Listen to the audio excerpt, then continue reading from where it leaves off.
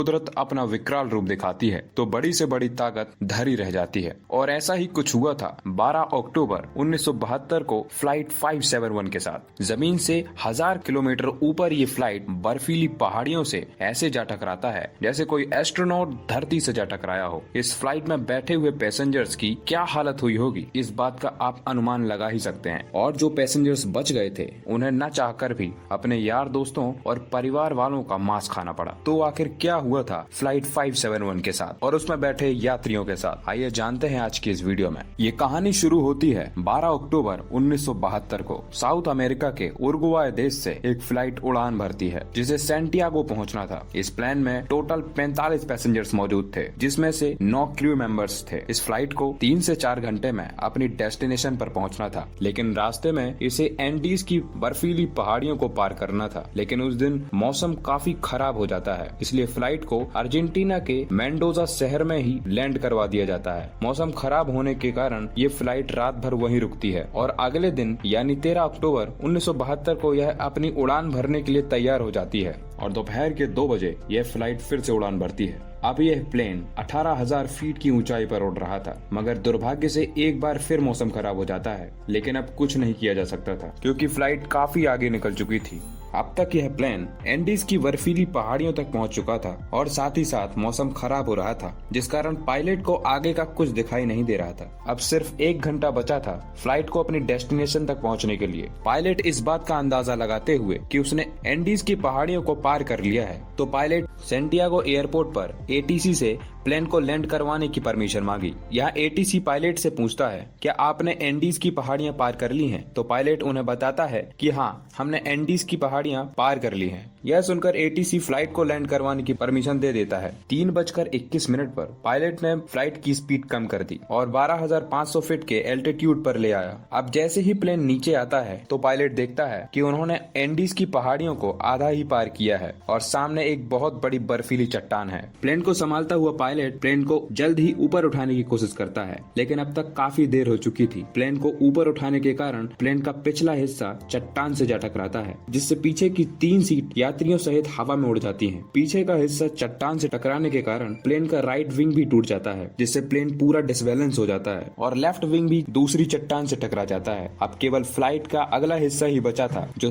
300 kilometre प्रति घंटे की रफ्तार से नीचे बर्फीली पहाड़ियों से टकरा जाता है, जिससे प्लेन के पायलट्स भी मारे जाते हैं। अब तक 45 में से 12 लोग मर चुके थे, जिनमें से 33 लोग अभी भी जिंदा थे, लेकिन वे सभी जख्मी हो चुके थे। इन यात्रियों को कुछ पता नहीं था कि वे कहाँ हैं और इन बर्फीली पहाड़ियों को कैसे पार करेंगे।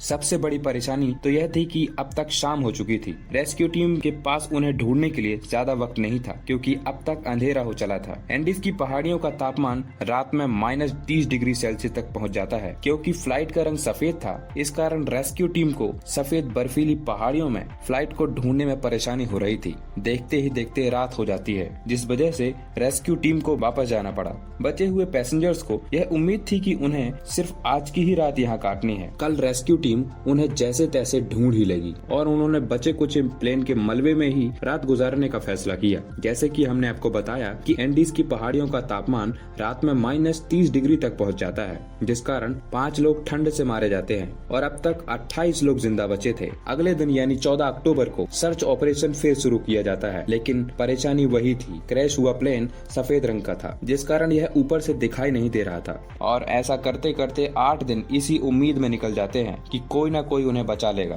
रेस्क्यू प्लेन आते और उनके सर के ऊपर से निकल जाते। अक्टूबर के महीने में एंडीज में काफी ठंड पड़ती है, इसी कारण रेस्क्यू ऑपरेशन 2 महीनों के लिए रोक दिया जाता है। इधर सर्वाइवर्स को प्लेन के टूटे हुए मलबे में रेडियो मिलता है, जिसमें उन्हें एक न्यूज सुनने को मिलती है कि फ्लाइट 571 के सर्च ऑपरेशन को 2 महीने के लिए रोक दिया गया है। यह सुनकर सभी बचे हुए सर्वाइवर्स की उम्मीद भी टूट जाती है। अब तक उन्हें पता चल चुका था कि मौत निश्चित है। ठंड से बचने के लिए उन्होंने प्लेन की सीटों से रुई निकालकर अपने कपड़ों में भरना शुरू कर दिया। लेकिन सबसे बड़ी समस्या यह थी कि खाने का सारा सामान खत्म हो चुका था। अब ना चाहकर भी उन्हें वह कदम उठाना पड़ा जो इतिहास में किसी ने नहीं किया। उन्होंने भूख से बचने के लिए प्लेन में मरे पड़े अपने रिलेटिव्स और यार दोस्तों का मांस खाने का फैसला लिया। एक एक करके दिन निकलते जा रहे थे, लेकिन क्रैश के 16 दिन के बाद यानी 29 अक्टूबर को कुदरत को कुछ और ही मंजूर था, मानो मौत इनके पीछे ही पड़ी हो। जिस रात वो प्लेन के टूटे मलबे में सो रहे थे, थे तो अचानक उन्हें पता चलता है ऊपर से बर्फ की एक चट्टान टूटकर नीचे गिर रही है। ये इतनी जोर से क्रैश हुए प्लेन से टकराता है कि 8 लोगों की ऑक्सीजन न मिलने के कारण मौत हो जाती है। अब तक केवल 19 लोग ही जिंदा बचे थे। वो अब तक समझ चुके थे अगर वे यहाँ रहे तो मौत निश्चित है, इसलिए वे फैसला करते हैं कि वे इन पहाड़ियों से बाहर निकलने की कोशिश करेंगे। उन लोगों में ज्यादातर लोग जख्मी हालत में थे, जिससे वे पहाड़ियों को पार करने की हालत में नहीं थे, जिसमें से 3 लोग कम चोटिल थे। इसलिए उन तीनों ने बाहर निकलकर मदद लाने का फैसला किया। उन्होंने रास्ते में खाने के लिए मांस के टुकड़े लिए और निकल पड़े मदद लेने के लिए। चलते चलते शाम हो चुकी थी,